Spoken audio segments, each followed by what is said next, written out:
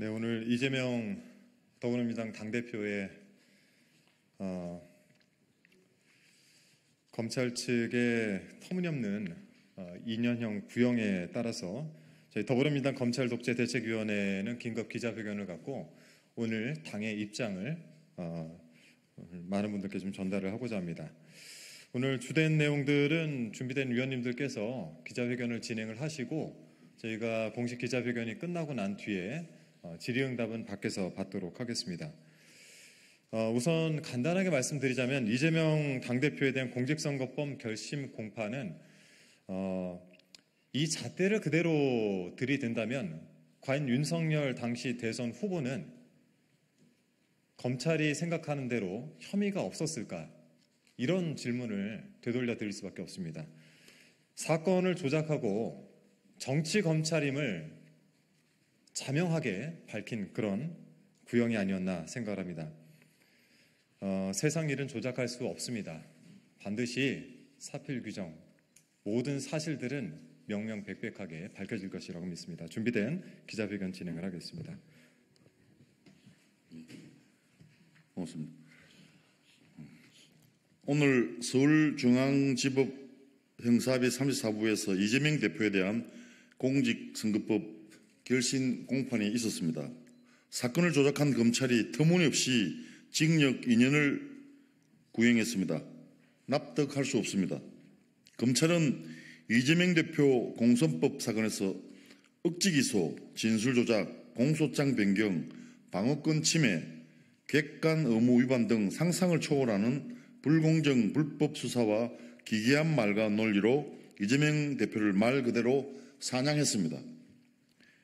개인적으로 좀 알았냐는 질문에 시장 재직 시절에 몰랐다고 대답한 것이 도대체 공직선거법 어디에 위반되는 것일까요?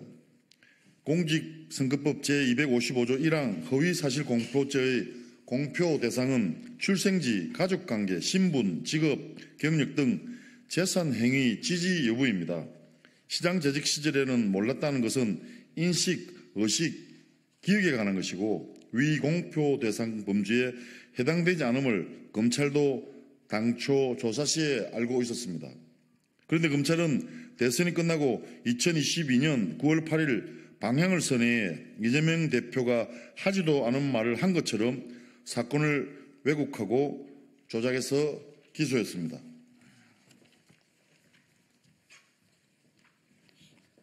검찰은 시장 재직 때에는 김문기를 몰랐다는 말은 김문기와 지속적으로 만나고 수차례 보고를 받는 등 업무를 보좌받은 사실이 없었고 호주, 뉴질랜드 출장 과정에서 김문기와 골프를 하지 않았다라는 의미라면서 기소하고 모른다는 행위에 속한다며 단어의 사전적 의미를 변형 왜곡시키고 하지도 않은 말을 했다며 기소했습니다. 억지 기소입니다. 누구나 알 수 있듯 안다, 모른다는 행위가 아닌 인식과 의식, 기억에 해당하며 이것은 공선법이 대상으로 삼는 사실에 관한 공표라고도 할 수 없기에 그것이 허위인지 여부를 따질 필요도 없이 적용 대상이 아닙니다. 도대체 무엇이 공선법 위반이라고 기소한 건지 특정해달라고 2년여 재판 과정에서 검찰에 계속 묻지 않을 수 없었고 검찰은 본인들이 생각해도 공소 내용을 더 이상 유지하기가 힘들다고 판단한 건지 재판이 끝나갈 무렵인 2024년 6월 11일에서야 공소장을 변경했습니다.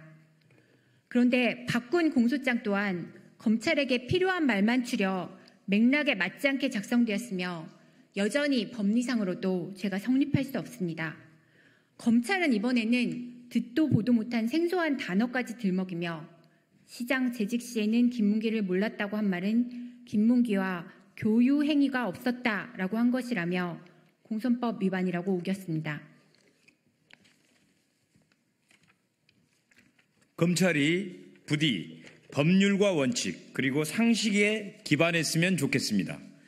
윤석열 대통령이 부인의 명품백 사건에 대해 박절하지 못해서 생긴 일이라며 남들이 잘 쓰지 않는 단어를 쓴 것처럼 검찰은 이재명 대표 재판에서 교유행위라는 국어사전에 등재조차 되지 않는 이상한 말을 씁니다. 교유와 행위를 합해서 뭔가 범죄에 비슷한 일이 일어난 것처럼 보이게 하려는 꼼수이며 동시에 기본적인 우리말 구사 능력조차 부족한 자기만의 세계에 살고 있는 사람들이라는 것을 보여줍니다. 이렇듯 무리한 기소를 하다 보니 검찰의 전제 사실과 설명이 장황한 것입니다. 이것으로도 부족해 일부 증거물은 수사 기록에 편철도 하지 않고 가지고 있는 사실이 재판 과정에서 들통났습니다.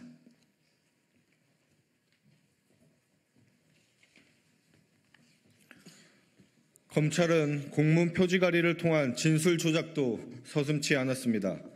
결제받은 문서의 표지와 결제받지 않은 문서의 내용을 짜집기 하기까지 했습니다. 위법한 공문서 위조로 참고인을 농락해 허위 진술을 끌어냈습니다. 결론 정해둔 짜집기 수사에 표지가리, 짜집기 공문까지 동원했습니다. 공판에서 지적했음에도 끝까지 바로잡지 않았습니다. 심지어 블로그 사진을 조작하고 그걸 증거로 제시하는 대범함까지 보였습니다. 오늘 공판에서 검찰은 이재명 대표에게 소위 백현동 용도 변경 관련하여 국토부에서 압박받았다는 거 특정할 수 있느냐고 물었습니다. 백현동 사건 기소 10개월 동안 사건 기록을 이재명 대표와 변호인 측에 하나도 제출하지 않고 검찰은 증거로 쓰고 있습니다. 참으로 어처구니 없는 형태이고 방어권 침해입니다. 지난 6월 14일 공판에서 권모 전 성남시 교육문화환경국장은 이 대표 측과의 주신문에서 당시 일선 공무원들로부터 용도 변경 문제로 중앙에서 성남시 공무원 직무유기로 문제 삼을 수 있다는 소문을 들었다고 하여 국토교통부의 부지 용도 변경 압박이 있었다는 이재명 대표의 주장을 뒷받침하기도 했습니다.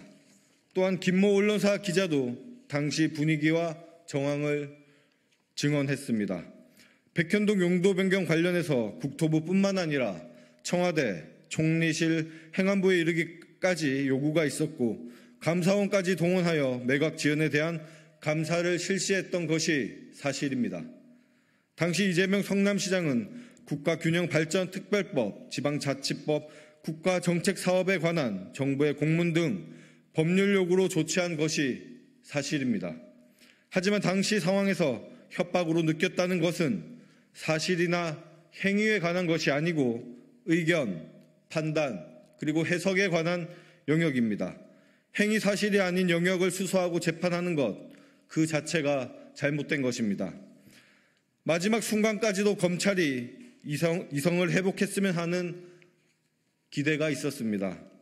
신임 검찰총장의 말처럼 오로지 법과 원칙에 따라 그런 판단으로 돌아오길 기대하는 마음이 있었지만 오늘 구형에서 보듯 검찰은 그저 검찰 독재 정권의 든든한 사냥개 역할에만 충실했습니다. 정치검찰이 온갖 불법적이고 불공정한 수사를 해놓고 뻔뻔하게도 무도한 형량을 구형했습니다. 공작 수사를 통한 정치 탄압입니다. 법기술을 써서 법을 왜곡시킨 검찰 독재의 끝판왕입니다. 민주주의와 법치주의의 근간을 흔드는 친위 쿠데타입니다. 검찰 스스로가 사회적 흉기이자 암적 존재임을 선언한 것입니다. 검찰 독재 대책위는 그동안 정치검찰이 저지른 사건 조작에 관해 고발을 검토할 것입니다. 머지않아 정치검찰 해체를 검찰 스스로 재촉한 사실을 확인하게 될 것입니다. 인권과 민주주의의 최후 보루인 법원에서 사건의 진실을 제대로 판단하고 정의롭게 결정할 것으로 믿습니다. 세상 일은 조작할 수 없습니다.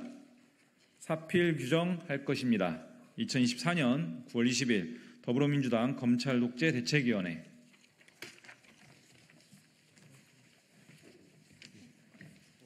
네, 나머지 저희 이제 질의응답은 밖에서 받도록 하고요. 저희가 기자회견 중에 공직선거법 제250조 1항 허위사실 공표죄 공표 대상 이거는 저희가 오독을 한 부분이 있어서 바로잡고 가겠습니다. 고맙습니다.